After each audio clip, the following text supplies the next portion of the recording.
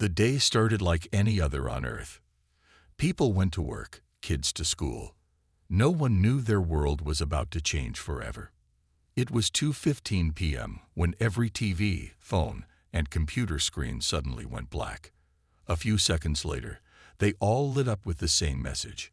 Breaking news. Alien ships approaching Earth. At first, many thought it was a joke. Alien ships? Come on. But as reporters from all over the world started talking, people realized this was real. In New York, a businessman named Tom was watching the news in his office. His eyes were wide open, and his coffee mug slipped from his hand, spilling on the carpet. He didn't even notice. "This is not a drill," the reporter on TV said, her voice shaking a bit. "Multiple UFOs have been spotted entering our solar system. They are heading straight for Earth." The camera switched to live footage from space telescopes. There they were, huge ships, unlike anything humans had ever built. They looked like giant silver arrows, smooth and scary. In a small town in Japan, a group of schoolgirls huddled around a phone, watching the news. One of them, Yuki, felt her heart beating fast. "Are we going to be okay?" she whispered to her friends. Nobody knew the answer. As the news spread, different reactions popped up all over the world.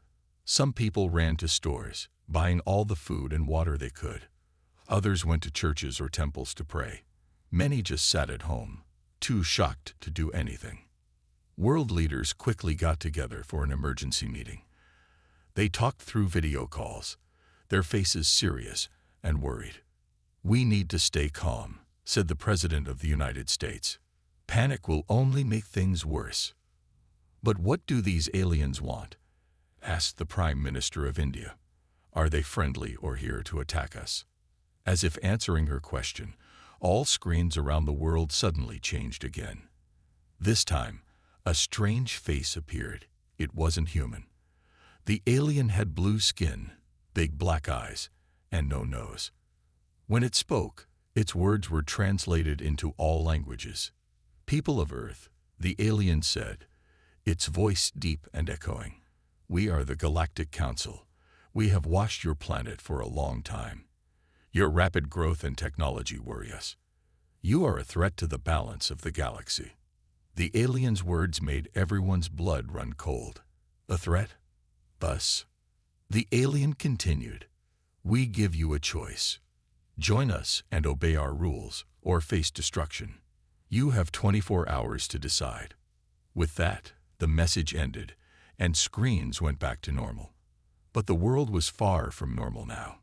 In London, a teacher named Sarah tried to calm her students. "It's going to be okay," she said, even though she wasn't sure herself. The kids looked at her with scared eyes, some crying quietly. Meanwhile, in a secret room deep under the Pentagon, Terran leaders gathered quickly. General Rodriguez pounded his fist on the table. "We can't give in to these threats," he shouted. "Humans have faced tough times before, and we've always come out stronger." Dr. Emily Chen, a top scientist, spoke up. "But their technology seems far beyond ours. How can we fight them?" The room went quiet. Then, slowly, the Terran president stood up. Everyone looked at him, waiting for his words. "My friends," he said, his voice steady and strong. "Throughout history, humans have been underestimated. When we faced big problems, we solved them. When others said we couldn't do something, we proved them wrong." He looked around the room, meeting each person's eyes. "We will not bow down. We will not give up our freedom. We are humans, and we will fight." His words sparked something in the room. Faces that were scared now looked determined. The Terran leaders nodded, ready to face this new challenge. As the president prepared to address the world, news channels buzzed with activity. Reporters tried to get more information, scientists shared theories, and regular people told their stories. In Brazil, a young boy named Carlos hugged his dog tightly. "Don't worry, buddy," he said. "The grown-ups will figure this out." The dog licked his face, not understanding the danger but feeling his friend's fear. Back in New York, Tom had joined a crowd in Times Square. People stood together, looking up at the big screens. Despite their fear, there was a sense of unity. Strangers held hands, comforting each other. Just then, the screens changed again. The Terran president appeared, his face serious but calm. "My fellow humans," he began. "Today, we face the greatest challenge in our history. Aliens have come to our world with threats and demands. They think we will give in easily. They are wrong." The crowd in Times Square cheered. Similar scenes played out all over the world. The president continued, "We are Terrans.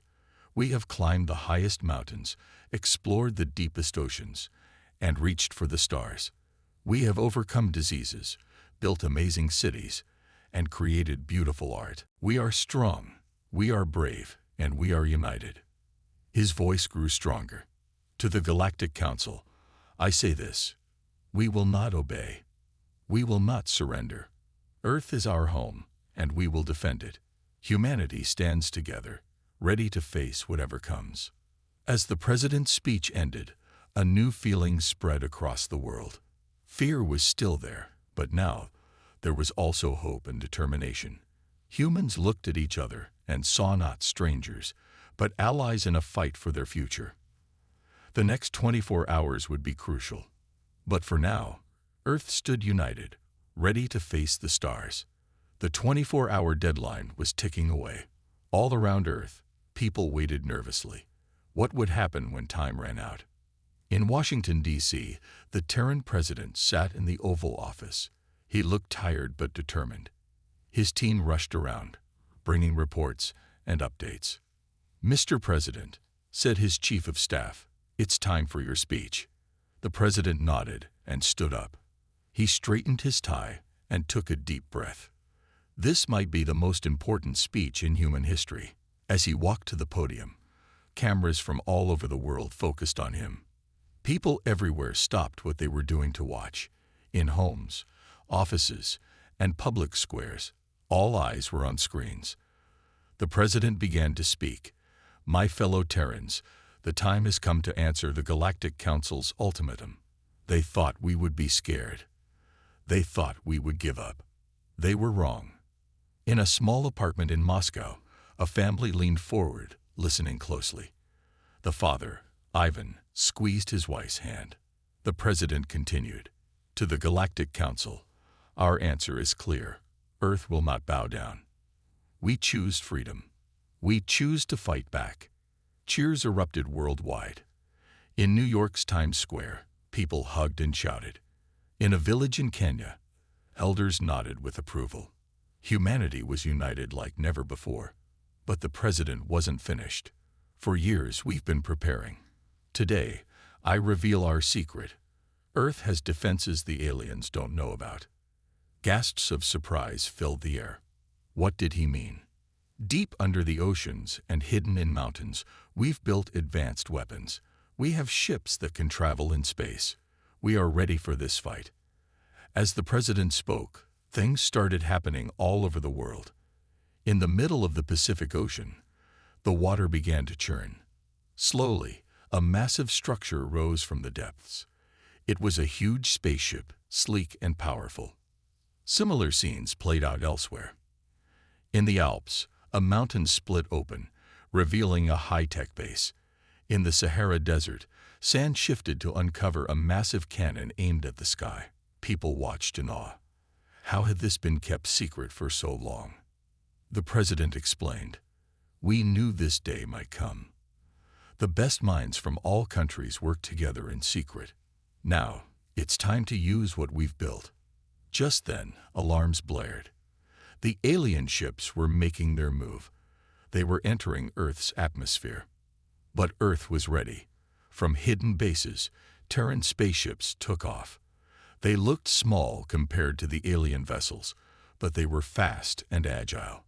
In orbit around Earth, the battle began. Laser beams lit up the sky. Explosions flashed like new stars. People on the ground watched, hearts racing. Captain Maria Rodriguez led the first wave of Terran ships. "Remember your training," she told her crew. We're fighting for everyone back home." Her ship darted between two huge alien vessels. With precise aim, she fired. A cheer went up as one of the alien ship's engines exploded. Back on Earth, in a secret command center, General Wong watched the battle on big screens. "Launch the EM pulse," he ordered. From the base in the Alps, a strange wave of energy shot into space. When it hit the alien ships, many of them suddenly stopped working. They floated helplessly. The aliens hadn't expected this. Their leaders sent angry messages to Earth. "How dare you resist? You'll pay for this." But their threats didn't scare people anymore. In fact, it made humans even more determined. In London, a group of teenagers watched the space battle on their phones. "We're actually winning," shouted Tom, jumping up and down. His friend Aisha grinned. Those aliens picked the wrong planet to mess with. The fight wasn't easy, though. Some Terran ships were hit. Cities on Earth activated huge force fields just in time to block alien attacks.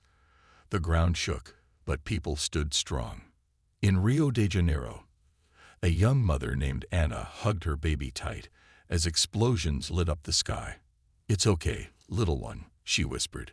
"Our brave pilots are protecting us." The battle raged for hours. Slowly but surely, Earth gained the upper hand. The aliens hadn't expected such strong resistance. Their careful plans were falling apart. Finally, the largest alien ship tried to retreat. But it was too late. Terran forces surrounded it. Captain Rodriguez's voice crackled over the radio. "Alien flagship, this is Earth. Surrender now." There was a long pause. Then, surprisingly, the alien ship powered down its weapons. They were giving up. As news of the victory spread, celebrations broke out everywhere on Earth. People danced in the streets, laughed, and cried with joy. In New Delhi, old friends Raj and Priya hugged each other. "We did it," Raj shouted over the noise of fireworks. Humanity stood together and won. Priya smiled, tears in her eyes. "And think of all the new things we've learned. This is just the beginning of a new age for Earth." As the sun set, the Terran president addressed the world again. This time, his face was tired but happy. "Today, we showed the galaxy what humans can do when we work together. We fought not just for our freedom, but for our right to grow and explore the stars." He paused, looking straight into the camera. "To any aliens watching, Earth is not to be underestimated. We come in peace, but we will always stand our ground." As night fell, people looked up at the stars with new eyes. The galaxy suddenly seemed full of possibilities. Humanity had faced its greatest challenge and emerged stronger. Whatever came next, Earth was ready. A week after the big space battle, things on Earth were slowly getting back to normal. But everyone knew the world had changed forever. Humans now knew they weren't alone in the universe. In a big meeting room in Geneva, world leaders gathered to talk about what to do next. The room was buzzing with excitement and worry. "We won the battle, but the war might not be over," said the French president, looking serious. Just then, a young aide rushed in, looking excited. "Mr. President, we've received a message from space." Everyone in the room held their breath. Was it the Galactic Council again? But the aide smiled. "It's not from the Council. It's from other aliens." On a big screen, a new alien face appeared. This one looked friendlier than the Council aliens. It had purple skin and big, kind eyes. "Greetings, brave humans," the alien said. "I am Ambassador Zix from the planet Novalon. We watched your fight against the Council. We are impressed." The room was silent. Then the Brazilian president spoke up. "Thank you, Ambassador. But why are you contacting us?" Zix smiled, showing pointed teeth that looked scary but somehow friendly. "Many races in the galaxy don't like the Council. We've been looking for allies brave enough to stand up to them.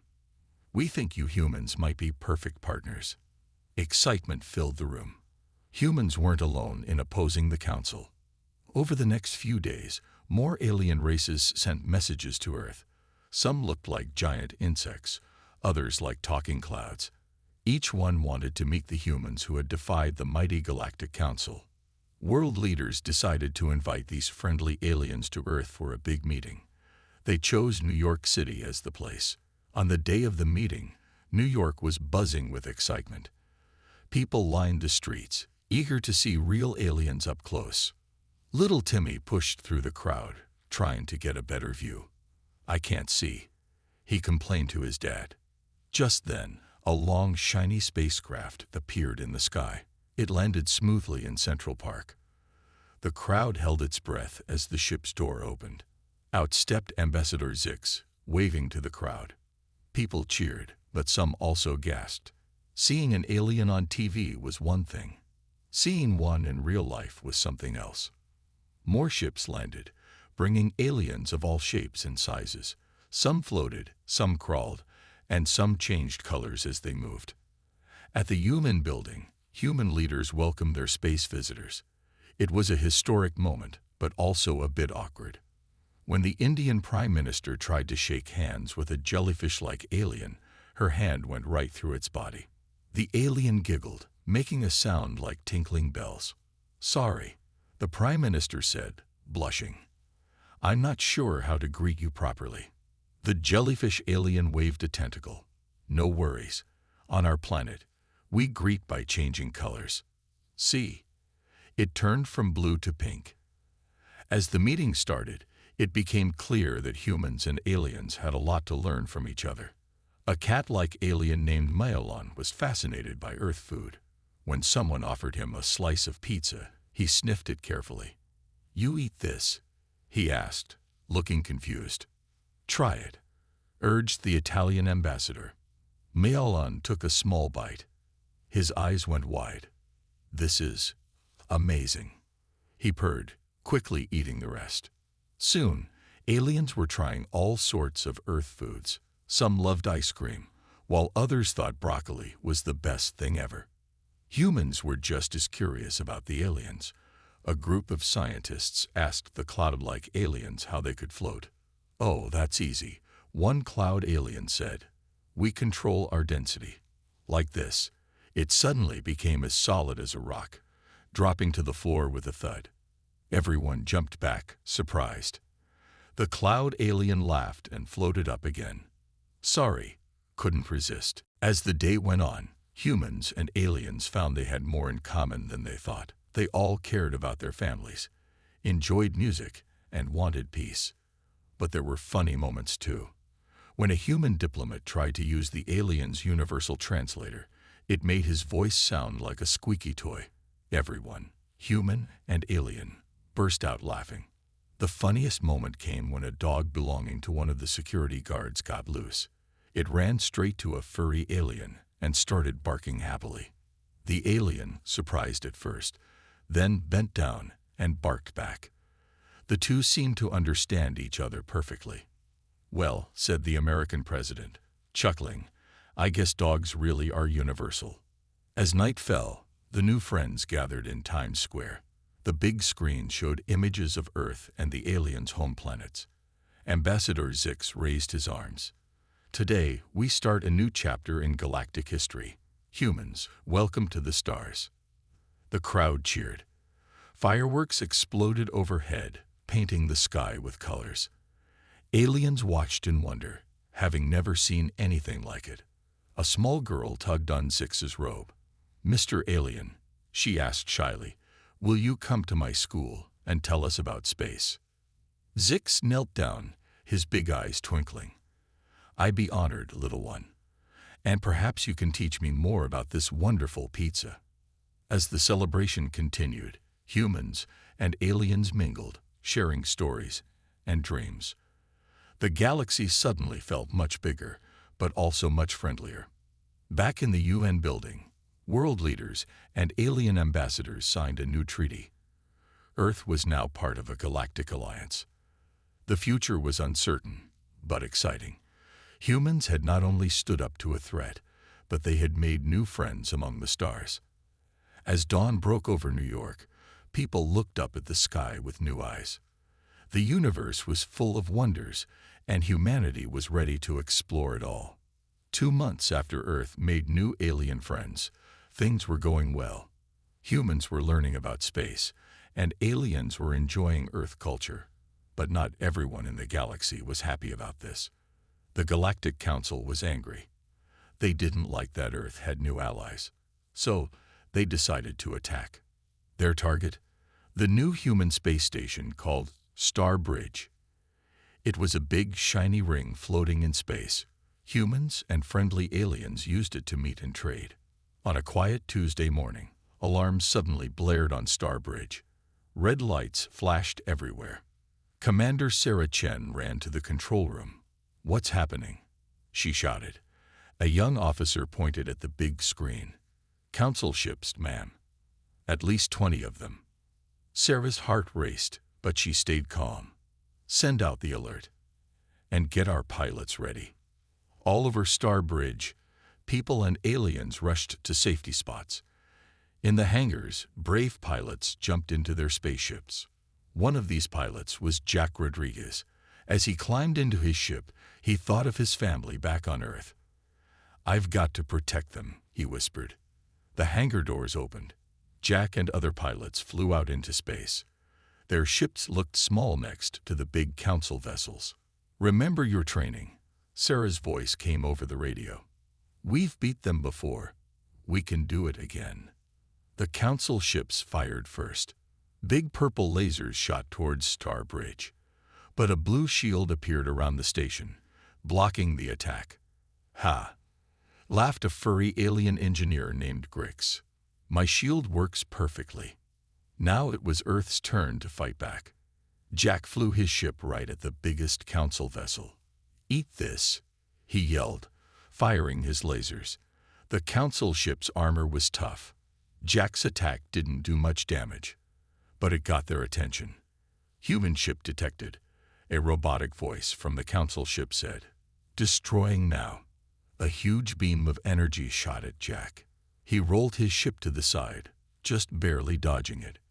"Whoa, that was close," Jack said, his heart pounding. Meanwhile, other Earth ships were having better luck. They worked in teams, attacking the council ships from different sides. 2 pilots named Maria and Ahmed flew circles around a council ship. They fired special missiles that stuck to the ship's hull. Magneto-bombs attached.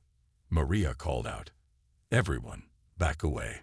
The bombs exploded, sending out waves of energy. The council ship's lights flickered and went out. "Yes," Ahmed cheered. "One down." But the fight was far from over. More council ships were coming. Star Bridge's shield was getting weaker with each hit. Inside the station, Commander Sarah was worried. "We need help," she said. Then she had an idea. She pressed a big red button, calling all allies. "This is Star Bridge. We're under attack and need assistance." For a moment, nothing happened. Had anyone heard? Suddenly, new ships appeared, but these weren't human ships. They were from Earth's new alien friends. A familiar voice came over the radio. It was Ambassador Zix. "Sorry we're late to the party, humans. Let's show the council what real teamwork looks like." The new ships joined the fight. They had weapons humans had never seen before. One ship shot out a net made of energy, trapping a council vessel. Another alien ship turned invisible. It snuck up on a council ship and hit it from behind. Jack watched in amazement. Now that's what I call backup. With their new friends helping, the tide of the battle turned. Council ships started to retreat. But the biggest council ship wasn't giving up. It aimed all its weapons at Star Bridge. "If we can't have it, no one will," the council leader shouted. The ship fired a massive beam of energy. It was so powerful, it broke through the station's shield. "Brace for impact," Sarah yelled. Everyone on Star Bridge held on tight. This could be the end. But then, something amazing happened. All the Earth and friendly alien ships moved in front of the station. They formed a wall, taking the hit together. The blast was huge. For a moment, no one could see anything through the bright light. When it cleared, Everyone gasped. The ships were still there. They had joined their shields, creating one super strong defense. The council leader couldn't believe it. Impossible, he shouted. Jack saw his chance. With the big ship distracted, he flew in close. He aimed at a weak spot and fired. Boom! The council ship's main engine exploded. It started to drift away, defeated. Cheers erupted from every radio. Humans and aliens celebrated together. They had won. As the council ships disappeared into space, the Earth and friendly alien ships returned to Starbridge. In the hangars, pilots hugged each other, laughing and crying. Jack jumped out of his ship and was surprised to see Ambassador Zix waiting. The alien held out a hand. Great flying out there, human. Jack shook Zix's hand, grinning. Thanks for the save. We make a pretty good team. Commander Sarah's voice came over the speakers. Attention everyone. Today we faced a great threat, but we didn't face it alone. Today proved that our alliance is strong. Together, we can overcome anything. More cheers filled the station. Humans and aliens alike knew this was just the beginning. They had won this fight, and they would be ready for whatever came next. As the excitement calmed down, Jack looked out a window at the stars. The galaxy was dangerous, but it was also full of wonders and new friends. Whatever happened next, Earth was ready to face it. After the big fight at Starbridge, humans knew they needed better ways to defend themselves. So, they gathered their smartest scientists to make new inventions. In a secret lab under the Rocky Mountains, Dr. Emily Wong led a team of brilliant minds. They came from all over Earth and even included some friendly aliens. Okay, team, Emily said, clapping her hands. Let's see what clever tricks we can come up with. The first invention they tried was a shrink ray. The idea was to make enemy ships tiny and harmless. Dr. Rajesh Patel aimed the ray at a toy spaceship. Here goes nothing, he said, pressing the button. ZAP. A beam of light hit the toy, but instead of shrinking, it grew to the size of a car. Oops, Rajesh said, scratching his head. I think I reversed the polarity. Emily sighed. Well, we can't make enemy ships bigger. Back to the drawing board. Next, they worked on a teleportation device. The plan was to beam boarding parties onto enemy ships. Zix, their alien friend, volunteered to test it. I'm ready, he said, stepping onto the platform. Dr. Maria Gonzalez pressed the button. There was a flash of light, and Zix vanished. Everyone held their breath. Where did he go? Suddenly, they heard a splash and a yell from outside. They ran out to see Zix in the fountain, soaking wet. I think we need to work on the targeting, Maria said, trying not to laugh. As the weeks went by, the team had more funny failures. An invisibility cloak that only hid shoes, a force field that bounced everything off it, including the scientists. But they didn't give up. Each mistake taught them something new. One day, young intern Tommy was eating a sandwich when he had an idea. What if we made a giant space magnet? Everyone looked at him, confused. No, really, Tommy said, excited. We could pull enemy ships off course. Emily thought about it. That's not a bad idea, actually. Let's try it. They built a huge electromagnet and tested it on some scrap metal. It worked great, but when they turned it up to full power, it pulled in everything metal from miles around. Crash, bang, tools, computers, even a nearby car flew into the lab. Turn it off, Emily yelled, ducking under a flying wrench. When the chaos settled, the lab was a mess, but Tommy's idea had potential. We just need to make it more focused, Emily said, pulling a spoon off her shirt. As they worked on the magnet, Dr. Lisa Chen was tinkering with something else.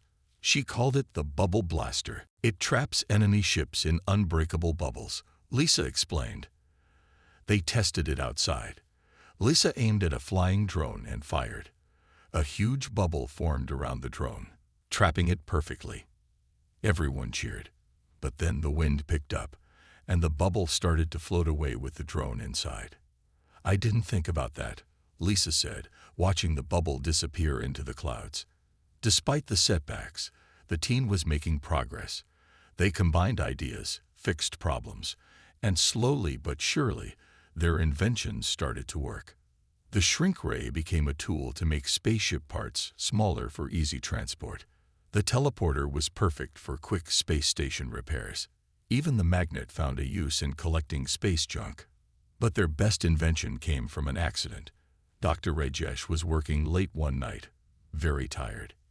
He meant to get coffee, but accidentally poured his energy drink into a fuel mixture. The next day, when they tested the fuel, the small rocket shot off so fast it broke the sound barrier. "Rajesh, what did you do?" Emily asked, amazed. Rajesh looked embarrassed. "I might have spilled my drink in it." This mistake led to their greatest success, superfuel. It could make ships fly faster than anything in the galaxy. To test their new inventions, they built a special ship called the Trick Star. It had all their new tech: super speed, bubble shields, focused magnets, and more. The day came to show it to Earth's leaders. Everyone was nervous. Captain Anna Souza, the best pilot on Earth, would fly the Trick Star. As she climbed in, she winked at the science team. "Let's show them what this baby can do." The test started well. The Trick Star zoomed around, faster than any ship before. Its bubble shield bounced off attacks easily. Then Anna tried the new magnet. It worked perfectly, pulling a target satellite right to them. But when she went to fly away, the ship wouldn't move. They were stuck to the satellite.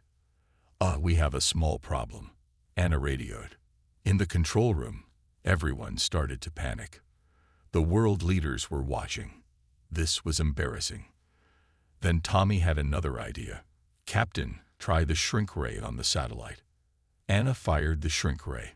The satellite got smaller and smaller until POP. The Trick Star was free. "Quick thinking, Tommy," Emily said, giving him a high five. Despite the hiccup, the world leaders were impressed. Earth now had technology to match any in the galaxy. As the team celebrated that night, Emily raised a toast. "To human ingenuity. We may make mistakes, but we always find a way." Everyone cheered. They knew that with their clever tricks, humans could face any challenge the universe threw at them. And somewhere in space, a very confused alien was probably looking at a tiny satellite, wondering how it got there. The Galactic Council was not happy. Their big, fancy headquarters on planet Zorg was buzzing with angry voices. Leaders from different alien races argued loudly. "We lost again," shouted Blor, a green blob-like alien. "Those humans are tougher than we thought." Dzax, an alien made of electricity, crackled angrily. "It's not just the humans. Other races are joining them. We're losing control." At the head of the table sat Supreme Leader 66. He looked like a giant purple octopus wearing a shiny crown.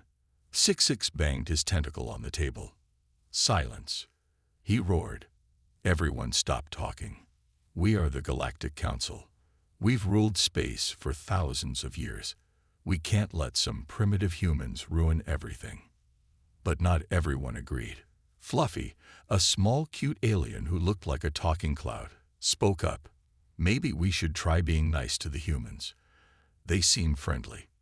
66 glared at Fluffy. "Nice? Nice? We don't do nice. We conquer." Meanwhile, on Earth, humans and their new alien friends were watching the council closely.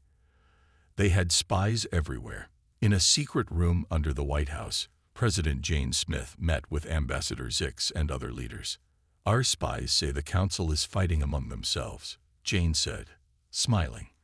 "Our plan is working." Zix nodded, his antenna wiggling happily. "Yes, many races are tired of the council's bullying. They see how we work together and want to join us." Just then, an aide rushed in. "Madam President, we just got a message from planet Zorg. It's Fluffy." He wants to defect. Everyone gasped. A council member wanting to join Earth's side. This was big news. Back on Zorg, things were getting worse for the council. 66 was yelling at everyone, blaming them for their failures. "You're all useless," he shouted, waving his tentacles. "I should replace you all with robots." This was the last straw for many council members. One by one, they started to leave. "Where are you going?" 66 demanded. Blort wobbled towards the door. "To join the humans. They have pizza." Zizax buzzed angrily. "And they don't yell at us all the time." Soon, the council chamber was almost empty. Only 66 and his most loyal followers were left. "Fine," 66 screamed. "I don't need you. I'll crush the humans myself." But when 66 tried to order the council's fleet to attack Earth, he got a big surprise. Most of the ships were gone. On the main screen, he saw hundreds of ships flying away. They were heading to Earth. At that moment, on the far side of Zorg, Fluffy was sneaking onto a small spaceship. "I'm coming, friends," he said, starting the engine. But Fluffy wasn't very good at flying. His ship wobbled and zigzagged across space. Other ships had to dodge out of his way. "Sorry. Oops. Excuse me," Fluffy called out as he bumped into asteroids and space junk. After a crazy ride, Fluffy finally made it to Earth. His ship crashed into a cornfield in Iowa. Farmer Joe was milking his cows when he saw the ship land. He walked up to it, curious but cautious. The ship's door opened with a hiss. Smoke poured out, and there was Fluffy, looking dizzy but happy. "Hello, Earth person," Fluffy said cheerfully. "I come in peace. Also, do you have any motion sickness pills?" Farmer Joe blinked in surprise. Then he smiled and tipped his hat. "Well, I'll be. Welcome to Earth, little fella. Let's get you some help." Soon, Fluffy was in Washington, D.C., telling Earth's leaders everything he knew about the Council's plans. 66 is planning one last big attack, Fluffy warned. "He's desperate and dangerous." President Jane nodded seriously. "Thank you, Fluffy. Your bravery will save many lives." As Fluffy talked, more and more ships arrived from Zorg. The sky was filled with alien vessels of all shapes and sizes. People on Earth watched in amazement. Some were scared at first, but when they saw the aliens waving and smiling, they relaxed. In New York's Central Park, a big party started. Humans and aliens danced together, tried each other's food, and became friends. A little girl offered an ice cream cone to a big, scaly alien. The alien looked confused. "You lick it," the girl explained, demonstrating. The alien tried it, and its eyes went wide with joy. "Cold. Sweet. Me like." Soon, aliens everywhere were eating ice cream. Some even put ketchup on it, which humans thought was gross but funny. As the party went on, President Jane made a big announcement on TV. "Today we welcome our new friends from across the galaxy. The Galactic Council is no more. Instead, we're forming a new alliance, one based on friendship and respect." Cheers erupted around the world, and on ships in space. The bad guys had fallen apart, but something much better was coming together. Fluffy, standing next to Jane, waved to the cameras. "To 66 and anyone else who wants to be mean, why not try being nice instead? It's much more fun." As night fell, fireworks lit up the sky. On Earth and on planets across the galaxy, people and aliens looked up and felt hope. The universe was entering a new age of peace and friendship, and somewhere on planet Zorg, a very angry octopus alien was probably wondering where everyone went. The day everyone feared finally came. 66, the angry octopus alien, was making his last stand against Earth and its allies. Early one morning, thousands of alarm clocks went off at the same time. Pilots, soldiers, and space workers jumped out of bed. It was time for the big fight. In New York, Captain Jack Rodriguez kissed his family goodbye. "Don't worry," he said, trying to sound brave. "I'll be home for dinner." His little daughter handed him a drawing. It showed Jack's spaceship shooting lasers at a funny-looking octopus. "Get the bad guy, Daddy." Jack smiled and hugged her tight. "I will, sweetie. I will." All over Earth, scenes like this played out. Humans and their alien friends prepared for battle. They knew this fight would decide the future of the galaxy. Up in space on the giant ship called Star Defender, Commander Sarah Chen looked at her crew. Humans stood next to aliens of all shapes and sizes. "Today, we fight not just for Earth, but for freedom everywhere," Sarah said. Everyone cheered. Suddenly, alarms blared. A young officer shouted, "Commander, 66's fleet just appeared near Mars." On the big screen, they saw hundreds of enemy ships. In the middle was 66's personal ship. It was huge, shaped like an angry face with tentacles. Sarah took a deep breath. "This is it. Everyone." Battle stations. The space around Mars exploded with action. Laser beams and missiles flew everywhere. Small fighter ships zoomed between bigger vessels. Captain Jack flew his ship, the Swift Comet, into the thick of battle. He barrel-rolled between two enemy ships, making them crash into each other. "Woohoo!" Jack shouted, just like the video games. But it wasn't all fun and games. The battle was fierce. Both sides took heavy damage. On Earth, people watched the fight on TV. In Times Square, a huge crowd gathered around the big screens. They cheered every time an enemy ship went down. Little Timmy tugged on his mom's sleeve. "Are we winning?" he asked nervously. His mom squeezed his hand. "I hope so, honey. I hope so." Back in space, things were getting tough. 66's ship was incredibly strong. Its weapons were destroying Allied ships left and right. "We need a new plan," Sarah said, watching another friendly ship explode. That's when Fluffy, the cute cloud alien who had joined Earth's side, spoke up. "I have an idea. But it's really crazy." Sarah smiled. "Crazy is good. What's the plan?" Fluffy explained quickly. It was indeed a wild idea, but it just might work. Sarah grabbed the microphone. "Attention all ships. New plan. Operation Cotton Candy is a go." Across the battlefield, pilots looked confused. Cotton candy. What did that mean? But they soon found out.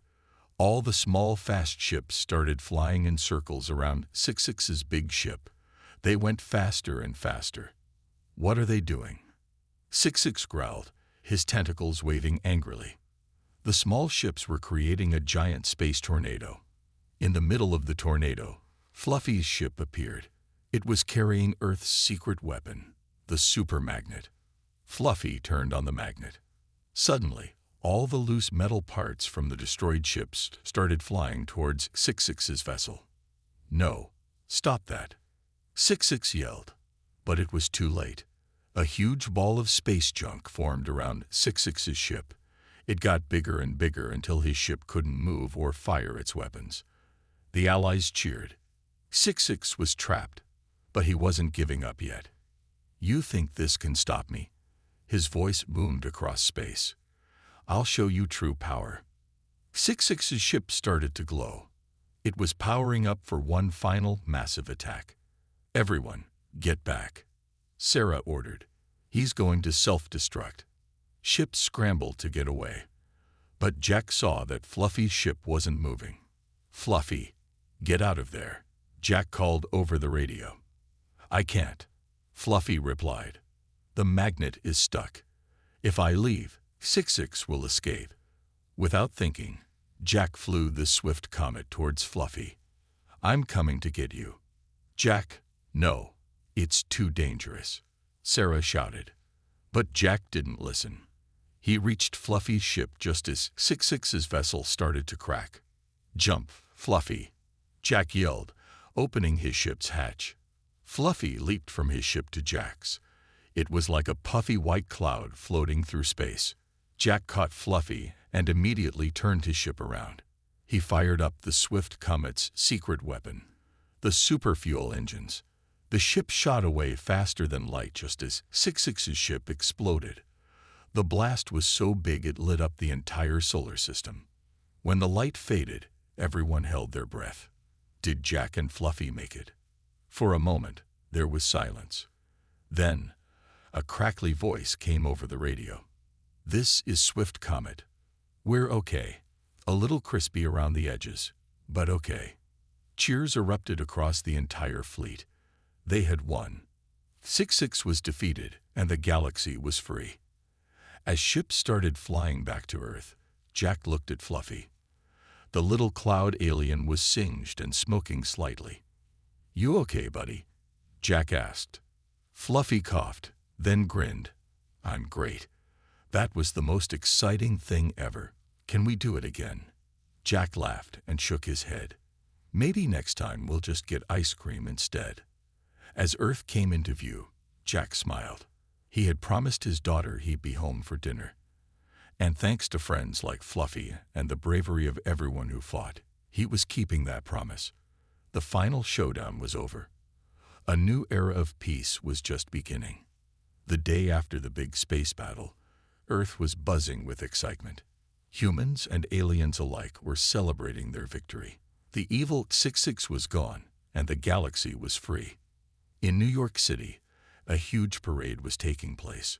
Colorful floats moved down the streets, each one showing a different part of the adventure. Little Timmy watched in awe as a float shaped like the Star Defender passed by. On top, Commander Sarah Chen waved to the crowd. People cheered and threw confetti. "Mom, look!" Timmy shouted. "It's the real Commander Chen." His mom smiled. "Yes, honey. She helped save us all." Next came a float with a giant ice cream cone. Fluffy the cloud alien sat on top, happily licking a real ice cream. People laughed as some of it got stuck in his fluffy body.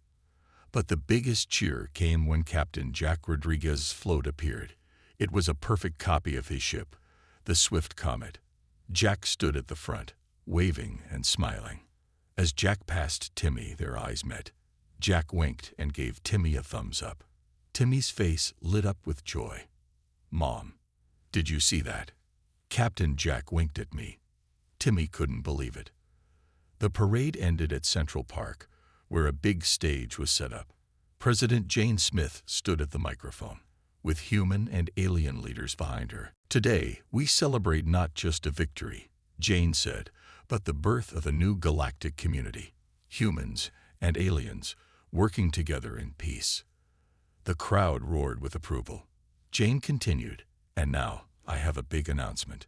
Earth has been chosen as the headquarters for our new alliance, the United Galactic Federation." More cheers erupted. Aliens hugged humans. Humans high-fived aliens, carefully, in the case of the spiky ones. Jane held up her hands for quiet. "But we faced a lot of challenges to get here. Many brave souls risked everything. It's time to honor our heroes." One by one, Jane called up the people who had played big roles in saving the day. Commander Sarah, Captain Jack, Fluffy, and many others received shiny medals.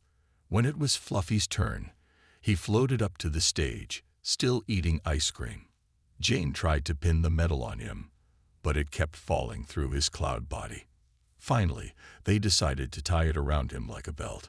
Fluffy beamed with pride, even though the medal made him lopsided. After the ceremony, Jane made another announcement. "To celebrate our new friendship, we're going to have the biggest party the galaxy has ever seen." And what a party it was. All over the world, humans and aliens danced, sang, and had fun together. In Tokyo, a group of tentacled aliens learned to do the robot dance. They were surprisingly good at it. In Rio de Janeiro, flying aliens joined the carnival, creating amazing aerial displays with their colorful wings. And in a small town in Australia, a friendly alien chef introduced humans to a dish from his home planet. It looked like blue spaghetti and tasted like bubblegum. Kids loved it, but parents weren't so sure. As night fell, the real show began. Spaceships from all over the galaxy put on the most spectacular fireworks display ever seen. Ships zipped through the sky, leaving trails of sparkling light. Alien technology created fireworks that changed colors, made shapes, and even danced in the air. The grand final was a giant hologram of Earth, surrounded by friendly alien worlds. It was so realistic, people felt like they could reach out and touch the planets. As the crowds hooted and awed, Captain Jack found a quiet spot away from the noise. He looked up at the stars, thinking about everything that had happened. A voice behind him said, "Quite a view, isn't it?" It was Commander Sarah. Jack smiled. "Sure is. You know, a few months ago, I never would have imagined all this." Sarah nodded. "Humans really stepped up. We not only saved ourselves but helped bring peace to the whole galaxy." They stood in comfortable silence for a while, watching the celebration. Then Sarah spoke again. "The President told me something interesting. The other alien races are amazed by us humans." Jack looked surprised. "Really? Why?" "They say we have something special. A mix of creativity, courage, and what did they call it? Oh yes, crazy ideas that somehow work." They both laughed, remembering some of the wild plans that had saved the day. Sarah continued, "They think we're the perfect race to lead the new Federation. We're young and eager to learn, but we're also brave and think outside the box." Jack grinned. "Well, they're not wrong about the crazy ideas part." Just then, they heard a commotion.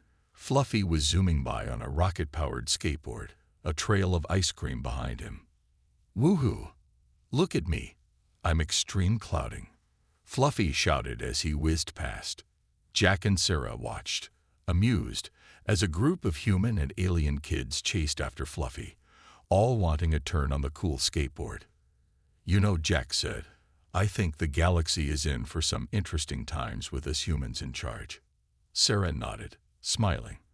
"And that's exactly what it needs. Come on, hero. Let's go join the party. I hear they're serving that blue bubblegum spaghetti." As they walked back to the celebration, Jack took one last look at the stars. The universe had thrown Earth its biggest challenge, and humans had risen to meet it. They had not only saved the day but had made the galaxy a better place for everyone. The future was bright, full of new friendships, exciting discoveries, and probably a few more crazy adventures, and humanity was ready for all of it.